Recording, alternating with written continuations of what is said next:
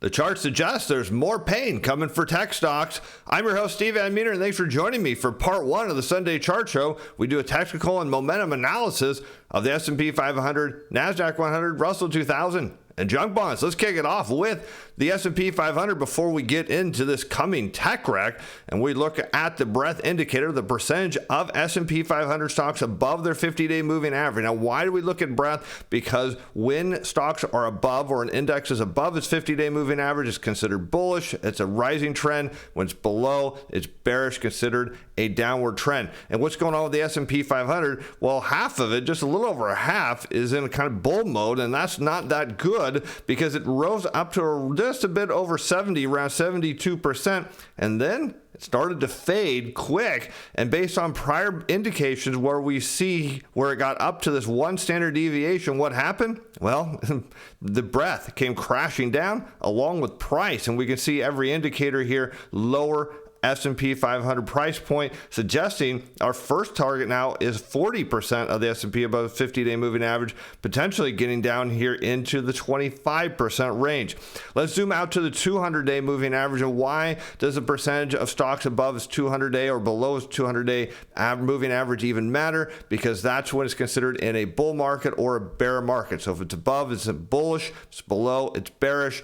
And it's not just a short-term trend like the 50-day, it's a longer-term trend. So what do we see now? That less than 50% of the S&P 500 is in a bull market, and that's not good. In fact, what we notice just between this chart and the last one is while some of the S&P 500 moved above its 50-day moving average, overall it stayed below its 200-day moving average during that period. Now, why did that happen? You see it got briefly up here around just about 60% and came back down. And what is that telling you is that the 50-day moving average is below its 200-day moving average, and this is overall a bearish picture. Now, let's look at the historic. Let's pull back on the 200-day moving average, see if we can get any indication, because we've seen this big move down from about 90% being above its 50-day moving average, or 200-day moving average, coming down to around 40% and bouncing, getting rejected at 60%. And we can look at prior instances when we see this deep sell-off and price rallies back, that it usually runs out of steam somewhere around that 60% line, maybe 65%.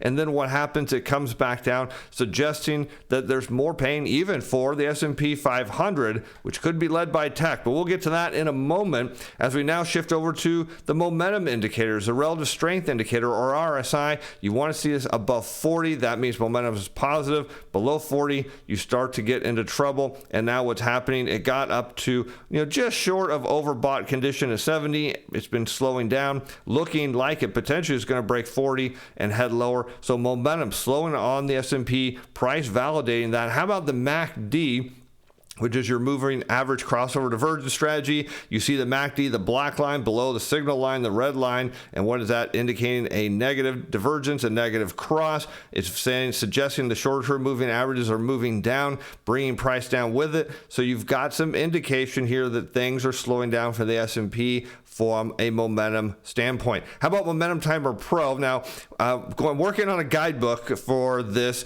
and we've got some great insight from some subscribers who are using the longer-term indicator, so I'm going to include that in today's show. Now, mind you, there's really not much we can glean from this. It's already showing on a 1 month a strong max strength position, on a 3 month minimum, and on a 6 month a mid-size strength position. But more notably, what it does in version 6.2 looks at 3 indicators: the RSI, the MACD, and its own internal momentum indicator. If 2 of the 3 are positive, it flags a buy signal. Otherwise, you got to sell. 3 days ago on Wednesday, flag to sell. You want to sign up. There's a link in the corner and the description below. It is still free, and don't ask me why I still do that. Anyways, if you're on the list when it does eventually go paid, probably sometime after I get a guidebook done so you understand how to use it, you've got to be on the list to get the discount, whatever that is. All right, let's look at the bigger picture here. The moving averages, you want to see these rising. So when we look at price on the 21-day, it's bullish, it's trending up. 50-day, 100-day bearish, not so good. 50-day is really key. This is something you want to see.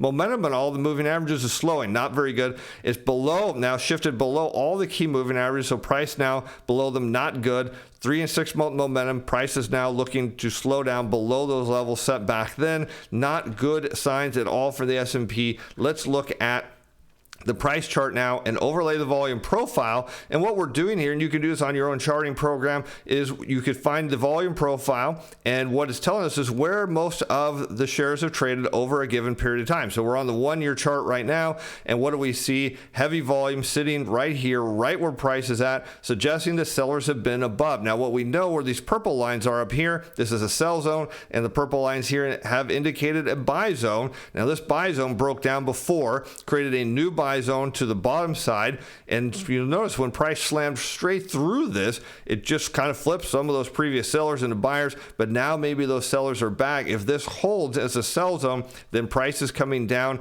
on SPY around to 420 to find out if these prior buyers still have dry powder here. Now if we zoom into the 6-month window, you'll see very clearly over the last 6 months, sellers have been above.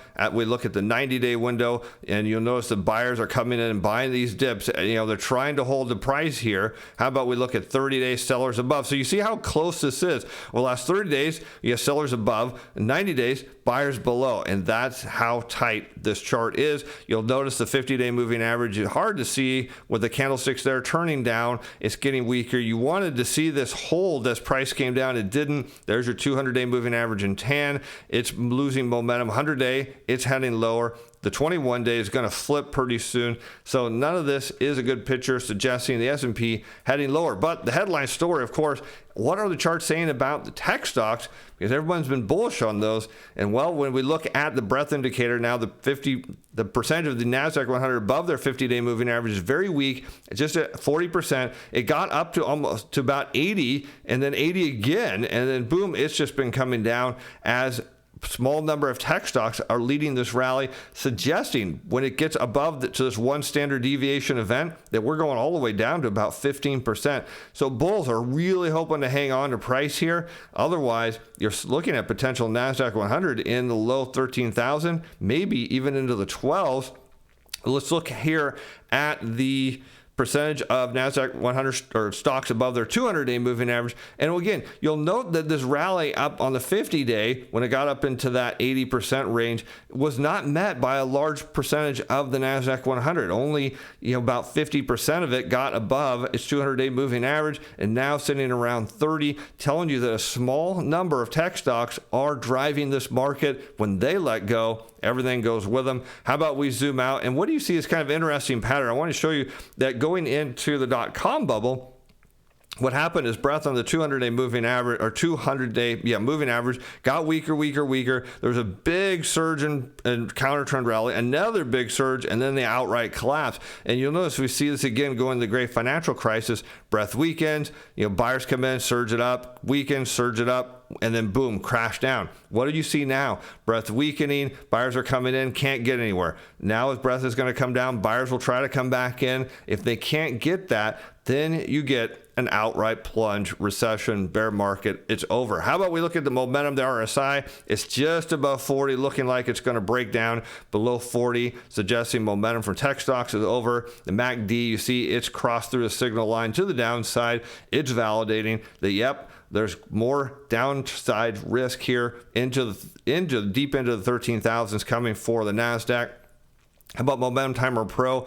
It cued a sell signal on Tuesday. So there's Tuesday, Wednesday, Thursday, Friday. And here's what's notable now is you'll notice the 3-month window says none. The 6-month window says minimum. And so what it's telling you is it has no confidence on momentum over those longer signals. It's been being driven by these short-term movements. And I suspect when you get your next report on Monday that you'll see this max on the 1 month start to come down. And it's all it's telling you is the bigger picture here. This is what this report's great at. It just gives you a quick shortcut every day. What is the trend? What's going on?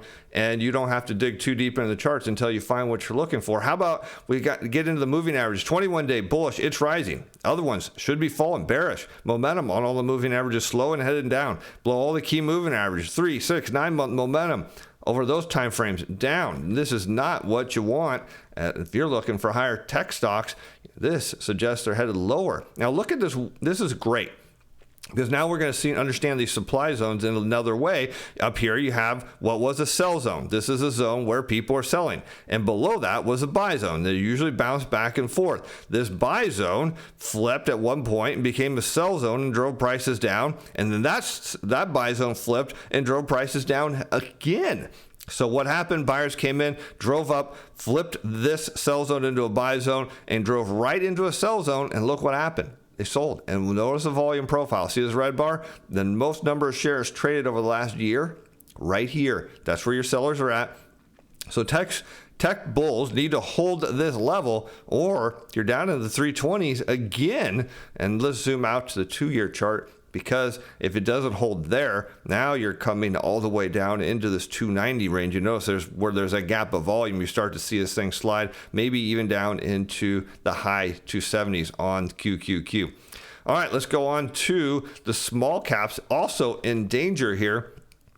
Looking at the percentage of Russell 2000 above their 50-day moving average, you notice it rallied up to about 60%. Price didn't go up much, so it wasn't a very strong move at all. And now fading down, it's just sitting above about 35%. Price is coming down, looking like every time it's gotten up here, it's going to head down to this 20% zone. What the people are bullish on any sort of market condition need small caps to hold this 1950 range, or else everything's going to follow it lower.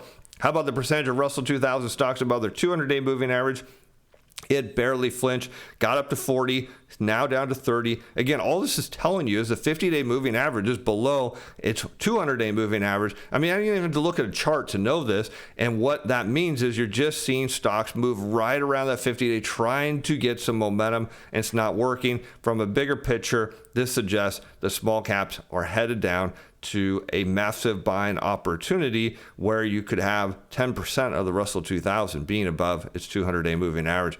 How about from a momentum perspective? RSI still holding over 40, trying to get some breath behind it, a little bit of steam, not working out too well. Look for that to break lower. How about the MACD? It's trying to, you notice the MACD, trying, but not that much, suggesting 1950 is going to be retested, support there, and from where it goes from there, that is the question. 6 consecutive days going into Friday of last week, or actually this would have been Thursday of last week due to the Friday. I think I got the other one off because Friday was market was closed. But notice the longer term indicators, the 3 and 6 month, they're showing minimum. So there's no confidence here. And once again, you notice that price would be driven by the 1 month window. As it goes down, which I expect it will, that tells you price is going with it. From a longer term picture, well, it doesn't get more ugly than red across the board. Let's look at that price chart.